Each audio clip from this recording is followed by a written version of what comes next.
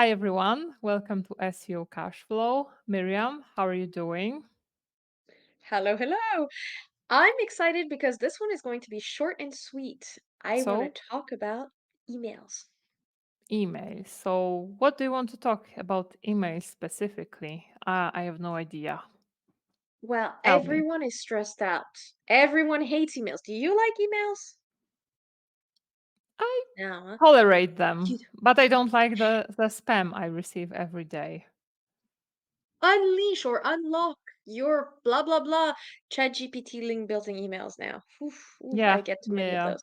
Like my But finger is hurting from clicking block this person and move to spam.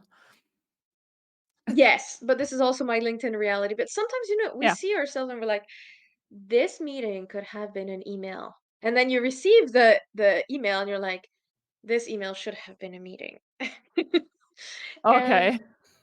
yeah, it's a lot. So I have a love and hate relationship with emails, but I want to talk about a weekly summary email. So do Mhm. you send out um summary emails to clients?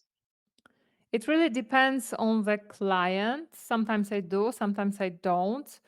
But I more and more often replace emails with Loom videos where I quickly discuss something or show something because like the impact of such a video is way better than the email. But I do both.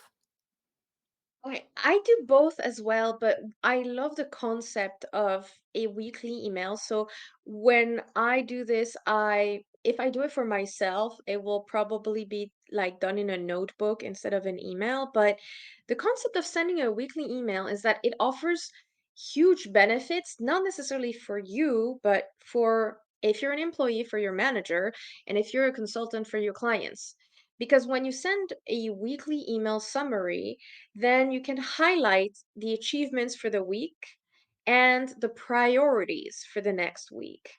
So, this is important to me because I can start the week after on the right foot. I have concrete priorities to focus on, but I can also communicate to people, hey, like, this is the progress I'm making on really important work.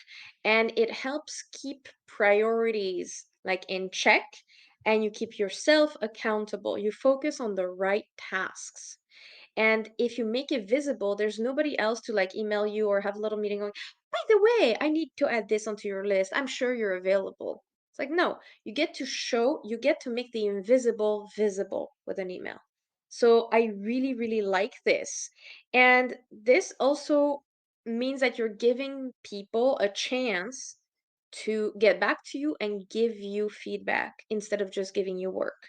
So a weekly recap is something that gives you the ability to shield yourself, like you protect yourself and your priorities, you protect your important work, you shine a light on the work that you do that people take for granted or think, oh, it's going to take them 15 minutes. And you're like, no, that's 5 hours. So, oh, yeah, Yeah, yeah, Like, don't yeah. you have a magical tool? No, my tool is right here. Like, chill. So, once you do that, you also give people the ability to provide feedback. So if it's a manager or a client, you want to hear their feedback because if you're going in the wrong direction, they stop you. So that's great. But at the same time, if they keep changing their mind, you have a track record, a weekly track record of you saying this is the way we should go. So it keeps track of things when this normally would get lost in between like 15 Slack messages to 15 different Right. people. Right, So right. if you work in an agency, then it replaces some of the meetings where you have, well, this is going badly for this client, and there's that, and I don't have time to do that. No, you get to have like a more positive, okay, so we had this week, next week this is happening, and let's deal with it. So I see that this is making the wheels turn in your head. What's your opinion? Yes, yes, yes, it is. Yeah, because like I'm doing that, but not exactly in this way. And as I said, not for all clients. But that now I am also thinking that maybe it will be a good idea to actually test that for all clients because I document my work in a Google document, Google spreadsheet, where I put like what I do on a specific week or on a specific month with the time needed. But I'm not sure that from what I see, not all clients really look at that, or they look at that after a month and don't remember. But this potentially could be more effective. One form of what I'm doing is I have a weekly meeting with a client where I exactly like talk about what I did and what I want to do, and I have one spreadsheet attached to that meeting, and there is a date, and there is always like the things I did, the things I want to do. So I kind of do that already with that client, but making it more consistent and always in the form of email, always send for every client, I don't know, on Monday, Tuesday, whatever, makes me think that it may be simply a good new kind of tactic for me to improve my relationships with clients. So I'm giving this a try. Well, one of the things that I'm thinking is like I really love the fact that you do this via Loom. So Loom provides transcripts as well. So you could take the transcript, ask ChatGPT, "Hey, here's the format of my weekly recap email. Can you fit this transcript into that format? Thank you very much." Like just take the bits that are important. And then of course you review it before you send it. But this could also be a thing. So it has to work with your brain. But what I like about the concept of like a weekly follow-up via email is that you can also research that email. So you Yeah. title it, you can change the date, but this is the cover your ass documentation as well. This is the don't forget me, I'm still visible, here's what I've been doing, here's the value I've been bringing you email. So depending on the client, like I have some where it will be like I will not do a full recap with my boss, the person who hires me, but I will have like weekly meetings where it's based off of the recap email.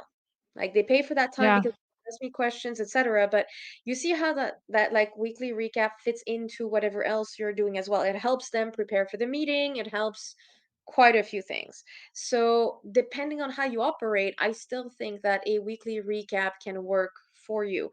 If you're a Loom person, take the transcript, have ChatGPT help you. If you're the type of person that always complains because nobody sees how hard you work, this is the time to shine. If you're the person who's fed up with their clients or colleagues always changing their mind, cover your ass documentation. And it doesn't have to be long. It just needs to say, hey, here's what we did. Here's the stuff you should know for next week. Here's what I plan on spending my time on this. Because too many of us, as we discussed previously, you and I, like work-life balance, the work is infinite. Your patience is not. Your abilities are not. So this helps you go, so these are my priorities. If you want to add something, some of that is going to come off that list. Which one are you willing to kill? And Totally. this helps it helps be more transparent and be more human.